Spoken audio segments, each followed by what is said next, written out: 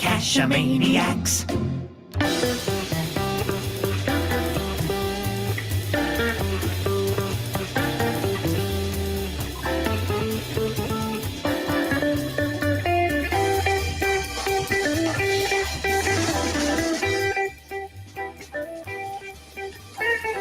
Geo Gearheads.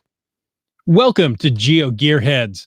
This is a weekly show about geocaching and geolocation games. I am Chris of the Northwest, along with our illustrious illustrated host, Daryl W4. Now, Daryl, we usually talk about finding things, but tonight we're going to talk about not finding things.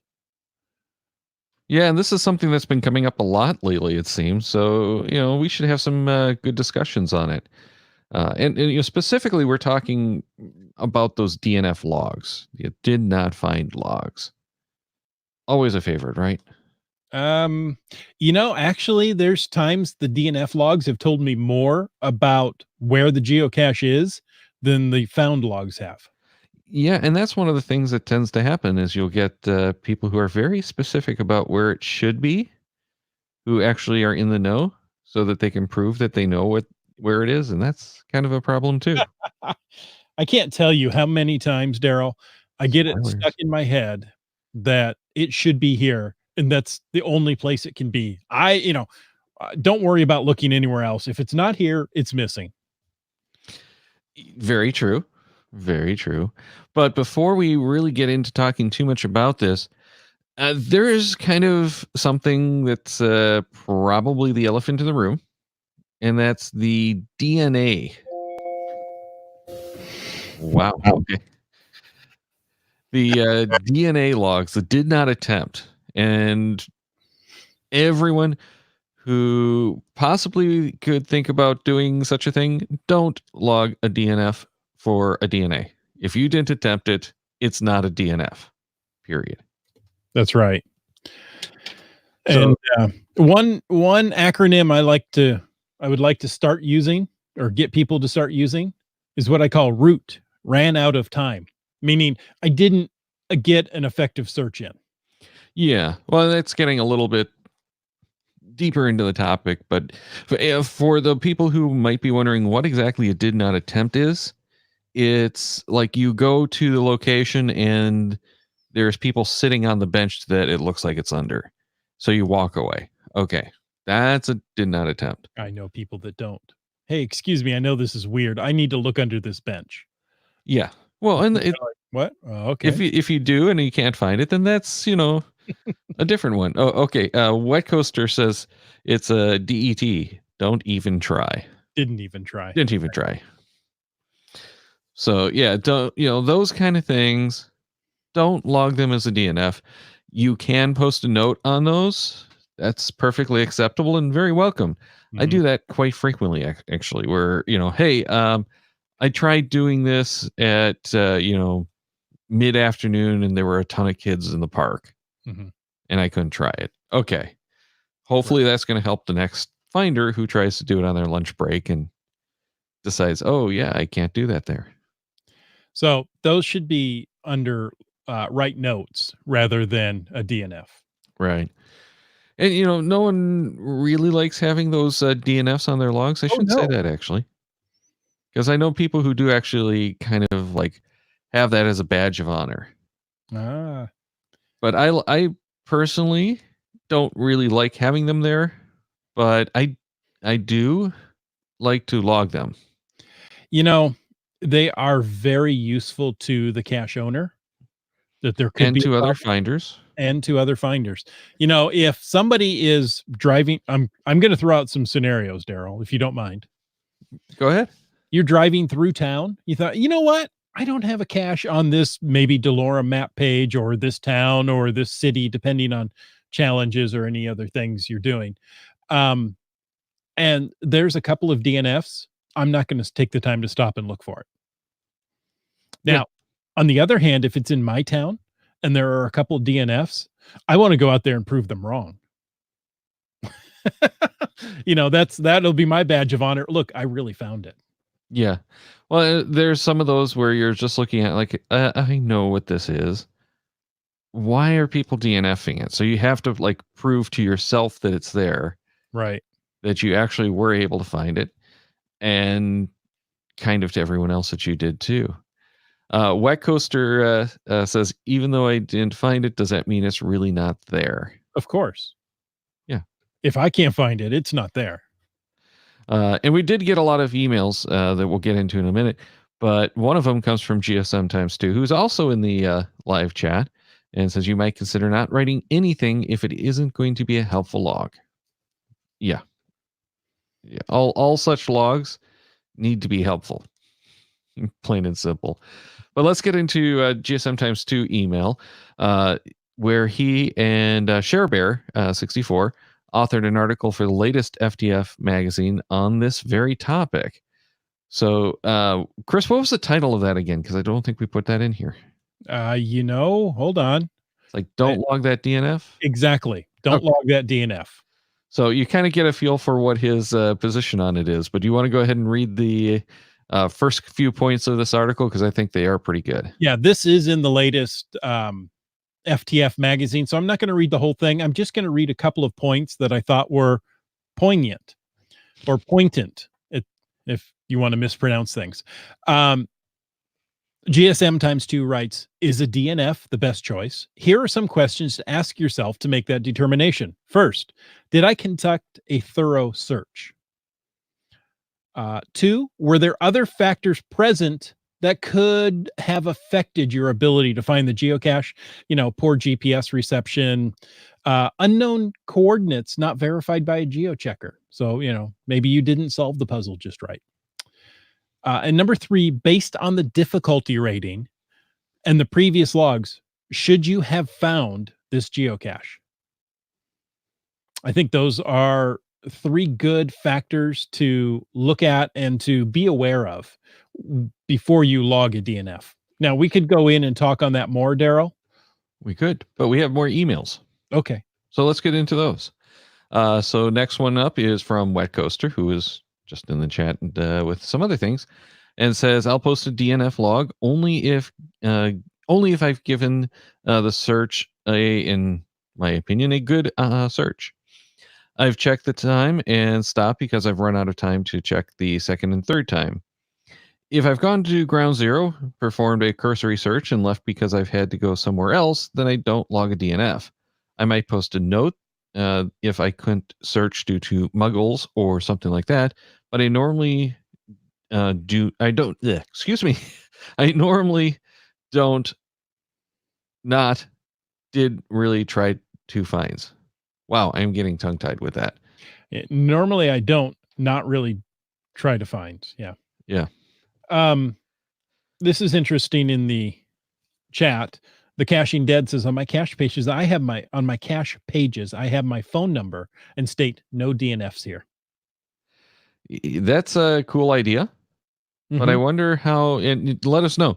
I wonder how that actually works. Yeah. Do you get how many people actually read cache pages anymore? That's true. And do you get people calling you at 2 a.m? Oh, yeah. Yeah. Scott Burks would be a problem for that, I would imagine. Wet Coaster says, I'll use smaller words in my next email. Sorry. Yeah. Thanks for that. That's my fault. I'm just like in a fog of some type or something. Yeah.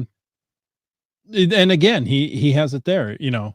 He's spent the time. He's looked several times. So, yeah. And then post a DNF. Now, if he's like I said, if you've run out of time, you just give a cursory. I didn't have time to really dig into it. Caching Dead says he's had plenty of calls and texts for hints and advice. Nice. Well, okay. I was going to say, you could always say, contact me on the geocaching messenger if you didn't want to give out your personal phone number. I'm going to go look now at one of your caching pages and start texting you at 3 a.m. just because, well, I'm ornery. No, I won't do that. Well, and I thought about doing that using like a Google Voice number. Yeah, there you go. And I think Google Voice actually does have some like automatic replies that you can set up. Oh, yes, you can. So if you want to do like the business hours, you can say, hey, I'm currently at work and I will get back to you as soon as I can. I kind of like that idea. Yeah, that is interesting. I've also thought about grabbing one of the like phone system services where they have the voice jail and setting up something like that. Yeah. That I think would be really cool.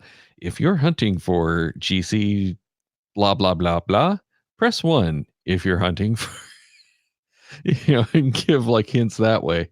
I've considered doing that for puzzle caches, call in and, based on the code you've discovered, put that in and the voicemail will, the reply will tell you. Yeah. I haven't done it. It's not I don't think it's practical as it used to be, but no. I wonder if you could set, I wonder if the Google Voice text response, what was that? That was Google responding to you, probably. Maybe. Is smart enough to know that if you put in the GC code that it will reply with a set response. Oh, you're looking at GC code 123. The hint is so. RG in the YouTube chat says, if you want the Caching Dead's phone number, he'll give it to you. But Caching Dead says that his caches are meant to be found and accessed, and he would rather have a few low-tech gadget caches, or that he has a few low-tech gadget caches. See, I'm even having problems with this, and it's all caps. He's okay, so he's shouting at us. Yelling at us in first place. I would rather offer help than have to repair my caches. Yeah. Should we have screamed that response? I have a few low-tech gadget caches.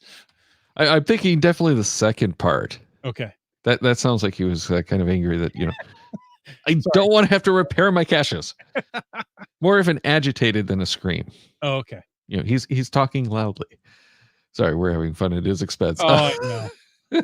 Well, we'll get his number and we'll text him an apology. Yeah, there you go. Anyway. Hey, I like that. I like that idea though. No, I'm available to help you. It's a great idea. You have to be available though. Tim does the same thing. You know what? If I were retired, I was thinking about this today because there was another podcast I was listening to while walking the dog. If I were retired, I could see turning caching into my full-time gig, essentially.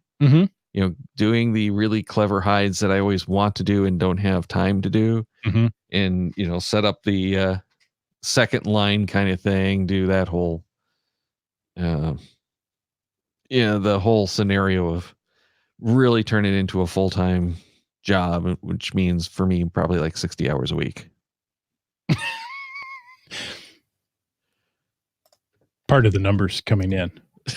It's area code 516. It's a puzzle comment. And he is glad he's glad he can entertain us. LOL. Okay. Sorry. Well, Caching Dead. We're off the rails. Let's go on to Indiana Daryl. My DNF logging differs depending on the effort I put into the search. If I only give it half-hearted attempt, I'll usually skip a DNF log. I think that a DNF log is not a good indication of the actual cache status. I used to think that a DNF log was admitting failure and that it was a reflection of my geocaching ability or lack thereof. After becoming a cache owner myself, I realized the usefulness of a DNF log to the cache owner and the future searchers. Also, logging DNFs allows the CO to see how many times you've tried to find their cache and maybe more forthcoming with a hint. I was struggling to find a vacation cache, a cache that I only searched for while we were camping in Southwest Michigan. After about 3 years of not finding and not logging a DNF, I reached out to the CO for a hint and explained that I'd been to his cache 3 or 4 times over the past years. He replied with a note stating my lack of DNF posting that he would like to see the DNFs before coming off with a hint, so I log DNFs more often now. I don't know about that one. There are some of the more challenging hides that people want to do that, and I can Yeah. get that. But in general, I think his sentiment toward the failure of a DNF log definitely reflects a lot of geocachers. Yeah. Um, there's a cacher in the area that, hey, I'll give you a hint as soon as you log a DNF. And in the case that I did, I mean, the hint was forthcoming before I could leave the parking lot. I was like, wow, okay. Well, Hold on, I'm going to go back. and as a cache owner, I almost always, at least, okay, whenever I see a DNF log, I always respond to it. Mhm. If I don't see it, I don't necessarily respond to it. But I always, as soon as I see it, respond to it and try to figure out what's going on, because it's entirely possible that, I have a cache that needs maintenance. Someone could have stolen it, but it needs to be addressed in some way or another. And I usually try to get some feel from the finder what it was. Right. Um, RG says several DNFs from a large group will flag admins to make you do a maintenance run. Very true. And I typically, when I get the DNF logs, will go out and post a maintenance log on a cache. You'll go out and check on it. But on a similar note, I used to go out and check on my caches on a fairly regular basis and post maintenance logs then as well, so that my caches would have every time I've confirmed it's there and that everything's in good shape. Just a little, checked up on the cache. Thanks for visiting kind of log. So nice of you to stop by. Thank you so much. Enjoy your new cache. Yeah. Well, and anytime I have any indication that something's going wrong, I like to do that. Time permitting, and I actually do. So, Mhm. yeah. Wet Coaster, also in the chat, says DNF logs are helpful. I'm traveling to Spain on a short business trip tomorrow and will have limited caching time. If a cache has at least 2 DNF logs on it, I won't even try it. And I completely agree. That's very similar to what I said. That and Daryl, we both said it, that the DNF logs are not just for the CO; they're also for other cachers. Yeah. And there's sometimes I've run into problems with that where you'll get a group of like 3 or 4 people who are traveling together, getting back to the larger group. So everyone posts the DNFs on the same day, or it's an event or something like that. So you get, a whole bunch of logs when something is wrong with the area, bad signal, who knows. So I tend to not pay attention, if I'm looking at specific caches and is this one I can do? I'll go in and look and say if there's 4, DNFs on the same day, well, it's probably not worth writing it off. But if I have 2 on 2 separate days, like a month apart, okay, that's something to consider. Mm-hmm. And part of the problem with the DNF logs, and this is one of the reasons why I hate putting the DNF log, but I still usually do, is if you're cacher finding the cache and you start looking at those logs for hints or whatever, and you suddenly see, oh, well, the last 2 people DNF this, it's probably not here. You'll give up your search a lot easier. That's true. So it's something that we have to kind of fight. And I've gotten stuck with that a number of times where it's like, oh, I'm in the area, I'm going to hit all of these caches. It's got Mhm. DNF logs. Well, we'll give it like 2 minutes. Yeah. Yeah. And usually it is there when I've done that. Sometimes I get stung because I give up too quick. And my favorite is, that how you always walk away from the cache because you can't find it and suddenly there it is. Mm-hmm. I've done that with those a couple of times.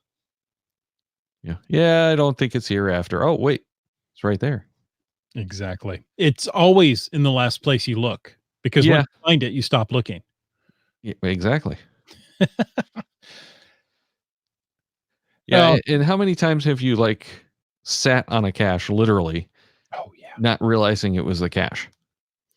You know, Daryl, I've been complaining recently about how bad my phone is.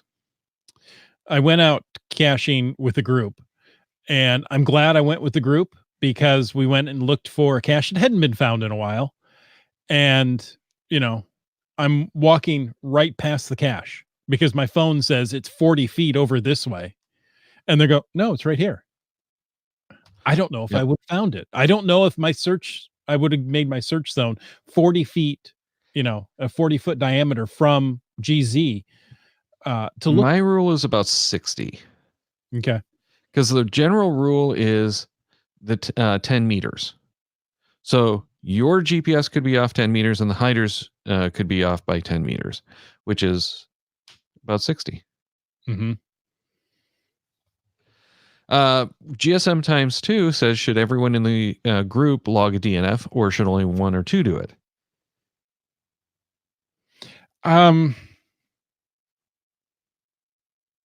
don't know. The way that my wife and I typically do it is I post the DNF, she does not. Okay. Because it's one group. And in my logs, I usually say, we searched for it. I'll give a little bit of detail. Right. And this is getting probably a little too detailed for what I wanted to do at this point, since we still have more emails. But I'll log, hey, whoever that is, did the search. I still include my timestamp usually. I like the timestamp in all my logs because that is relevant in some cases. Right. So that, you have the time and date. If someone's got a cache near, high water, for instance, maybe the water was especially high that day and you couldn't get into the culvert. Right. Or, higher load tide or what have you. Exactly. So Mhm. there is some reasons that is valuable information and, might help the hider or even another finder. But, I'll typically put some information and I never put a whole lot. Right. If I'm pretty sure that I knew where the cache was and I couldn't find it, then I message the hider directly. Don't put that stuff in the logs Exactly. because it is a spoiler. Yeah. I'll usually say, hey, I was out with 3 other experienced cachers and we spent half an hour here and couldn't find it. That tells them, oh, well, okay, it's not just some newbie swinging by and saying, nope, I looked, I couldn't see it. It's Yeah. gone. Yeah. But, one of the things I keep running into is sometimes the newer hiders are better at it because they don't have the expectations. Yeah. So you get Don't. those caches that we have a hard time finding, and you get someone who's new. And this happens most often with kids because they're also a lot shorter than I am. To the ground. Yeah. Different perspective. Yep. And they're like, oh, yeah, it's right here. Yeah. Thanks.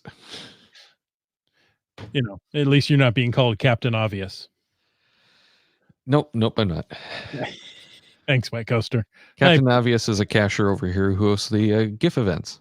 Oh, well, it wasn't obvious. But you're not Captain Obvious either. Hey, can I read the next email? You may. This one comes from, well, I'm going to say ZQX, but it could be Zulu Quebec X-ray. It's Zed. Zed. I believe he's Australian. Okay. When traveling, I often have little time for caching. I usually avoid caches with a few recent DNF logs because I'd like to ensure a find with the limited time available. Recently, I attempted to find a cache with no DNF logs and spent 20 minutes trying to find a cache that wasn't there. The most recent log, or the found it log, was several months old, and I expect some cachers had looked between then and my attempt, but had not logged a DNF. The cache was less than 2 miles from the center of a city, so I would expect activity in that area. It was a real bummer to come away empty-handed, so I logged my DNFs. I don't want others to have the negative caching experience like this. Yeah, that's kind of getting back to some of what we said, but a different way to say it, I think. Right. Yeah.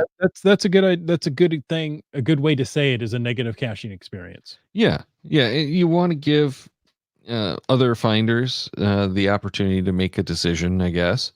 That this might not be one for them, especially when I'm having like a bad caching day. Mm-hmm.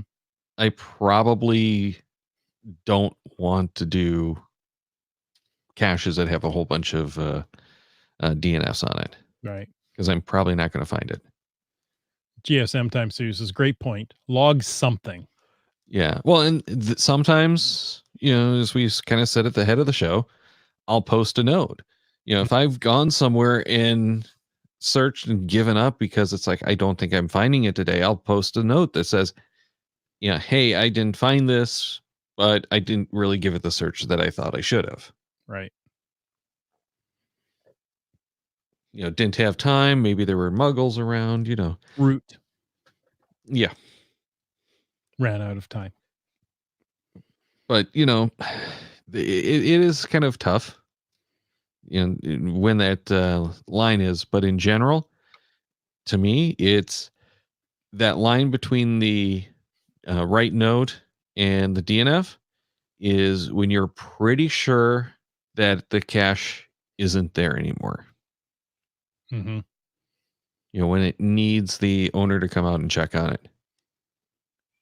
Help me, Obi-Wan. You're my only hope. Well, in my default log, always has the cache owner's name, and if it's there, cache owner, let me know where it is. Give me a hint.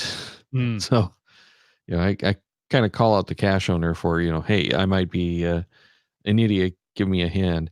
And I did have one of those recently where the cache owner came back to me and said, yeah, I looked, and it is still there. It's just really kind of tough because it's like really high on this pole.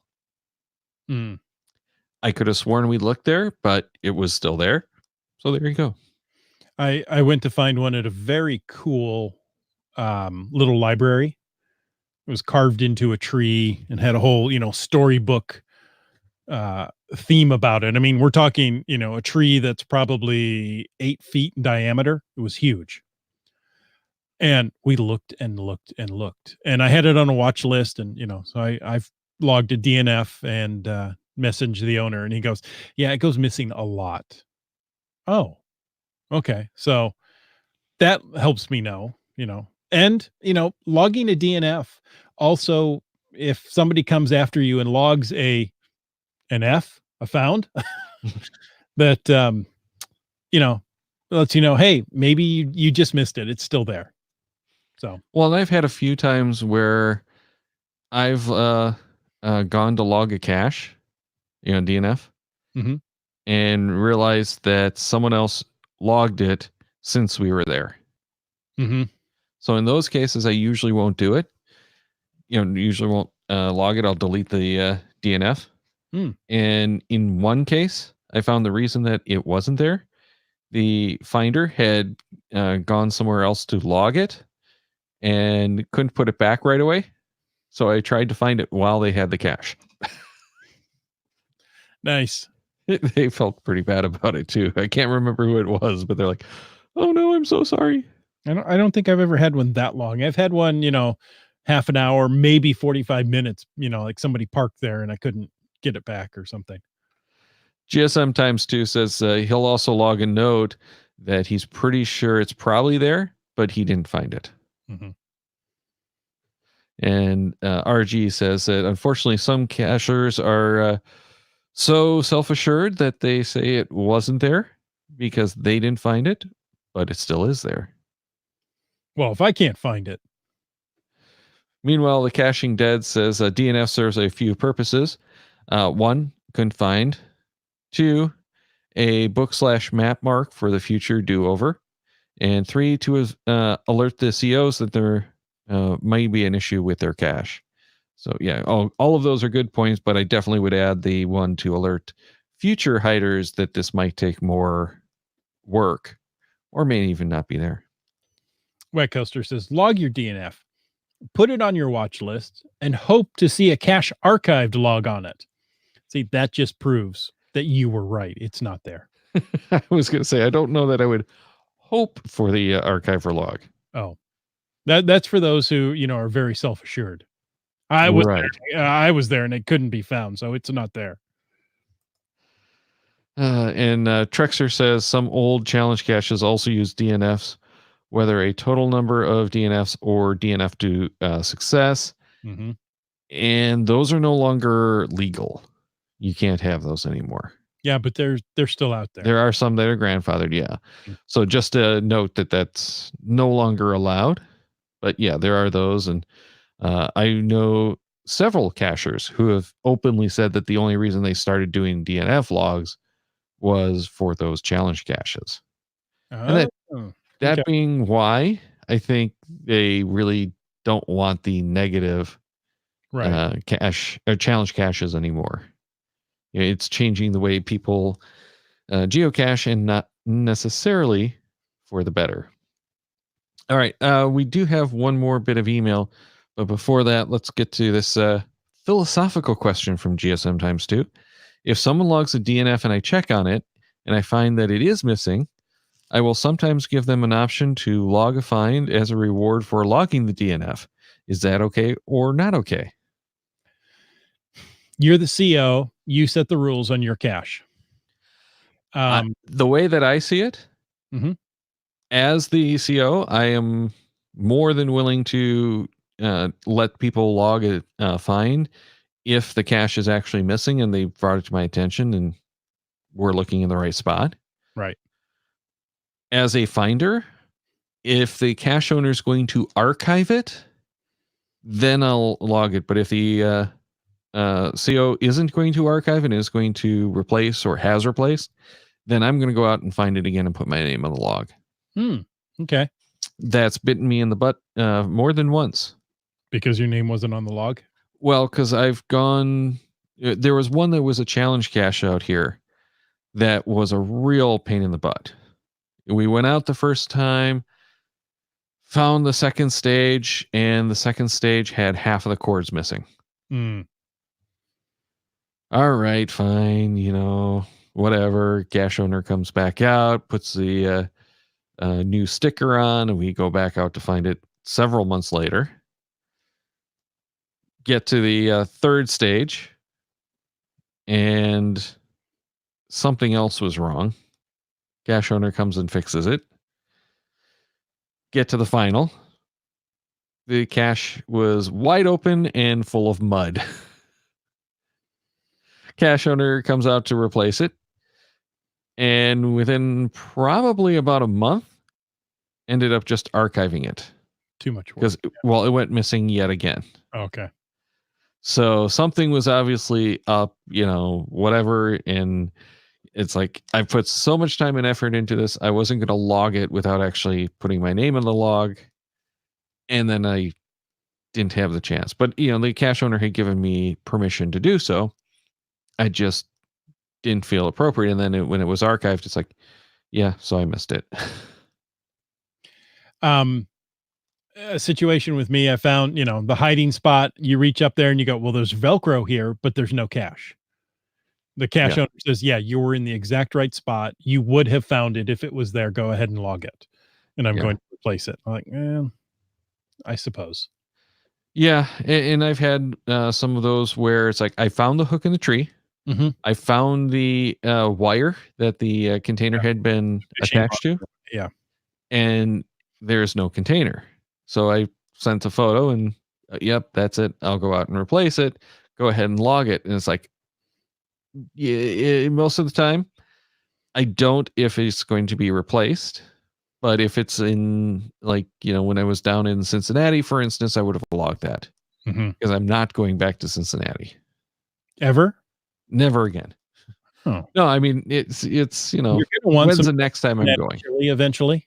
Yeah, if it were something like it's near the headquarters that I have to visit twice a year. Okay, then I know I'm going to be back in 6 months. I'm going to probably not log it so I can log it then. Gives me something else to do when I'm looking for things to do at night anyway, or in the morning more appropriately. Hey, there's one more email. Do you mind if I read it? Yeah, you know what? I think you should. I won't read it then if you mind. No, I mind if I read it. Okay, this is from Acme Wild Cachers. Great name, by the way. I'm generally not shy about logging DNFs. My bar for logging one is that I gave a thorough search and decided to give up on my own. If I had to leave prematurely or couldn't actually search due to muggles at ground zero or something similar, I sometimes write a note that I gave a half-hearted attempt. Otherwise, I'm writing a DNF log since it may be helpful to other cachers or to the CO. I also see the blue frowns on my cachely map as a challenge requiring a future visit. I almost always add caches I DNF to my watch list to give me an idea of whether I should reattempt or if the cache was actually missing. And, as Wet Coaster says, he's hoping to see that cache archived log on it. I totally get it, because a lot of the times it's like, I really want that cache to have not been there because I don't want to be wrong. Right. Most of the time it's like, yeah, I don't want to be wrong, but I expect to be proven wrong. Now, in geocaching, there's nothing wrong with being wrong. Hey, guess what? It was there. Yeah. Wet Coaster says that he found GZ, found the container minus the log and lid, met the cache owner a couple of hours later, described it to him and said, yeah, thanks for telling me, and log it as a find.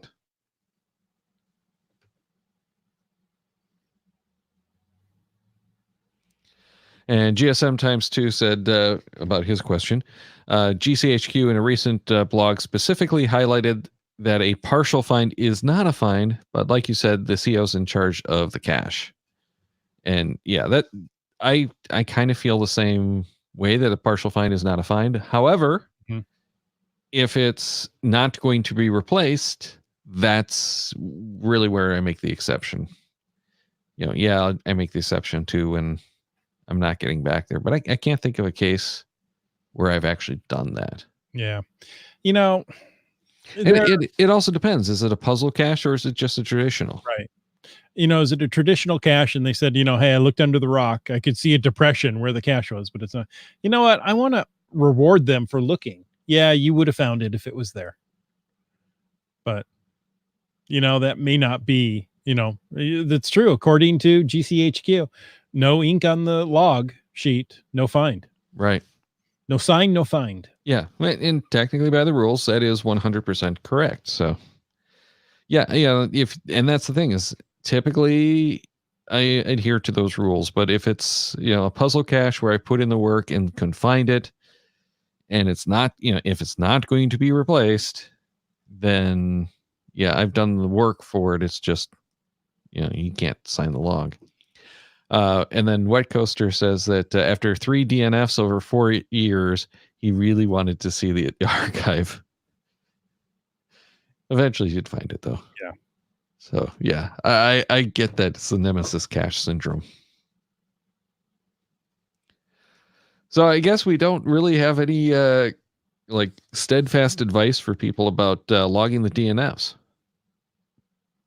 And we have some general good ideas. Have steadfast advice for logging DNFs. Do it. Yes. Well, yeah. It helps everyone. Log the DNFs and don't, overall, I think the general consensus, not just, our belief, but the general consensus has been, don't log a DNF if you're not pretty sure the cache isn't there. Right. Put your pride aside. If you truly searched, log a DNF. Yeah. And if you haven't eliminated every possibility in your own mind, write a note. Don't do a DNF. As GSM times 2 says, log something. Yes. Always log something. Now, do I practice that?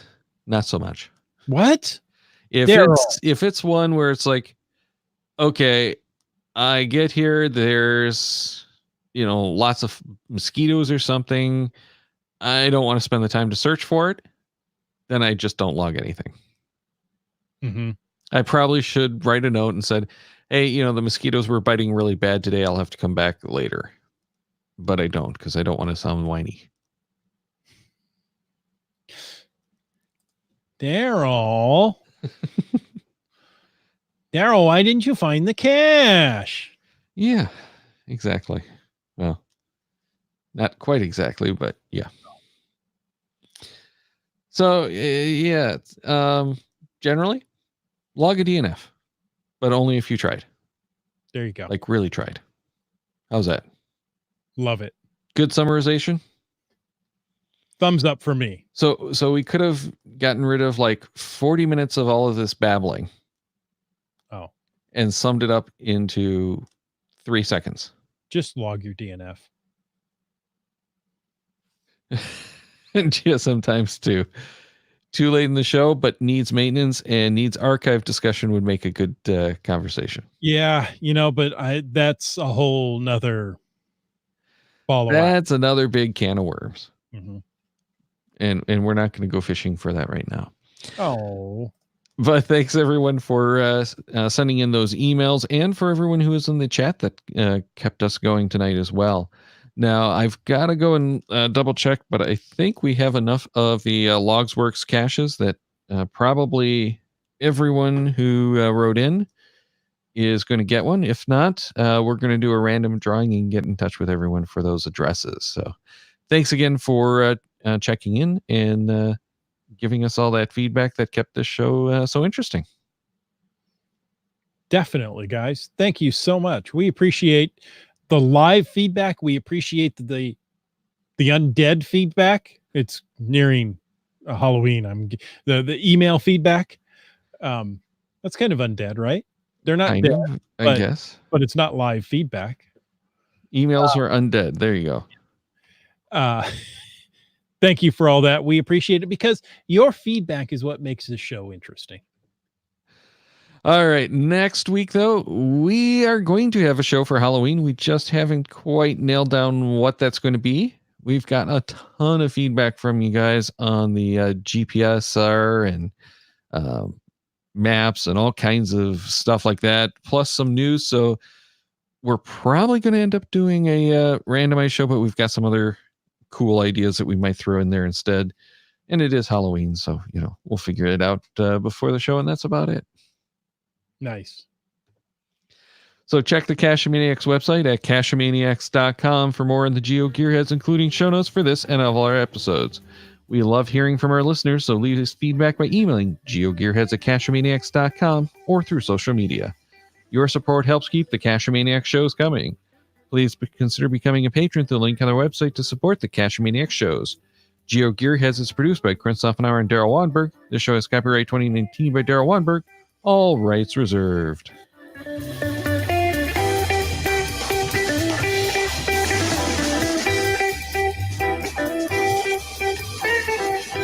Cash with a Cachemaniac.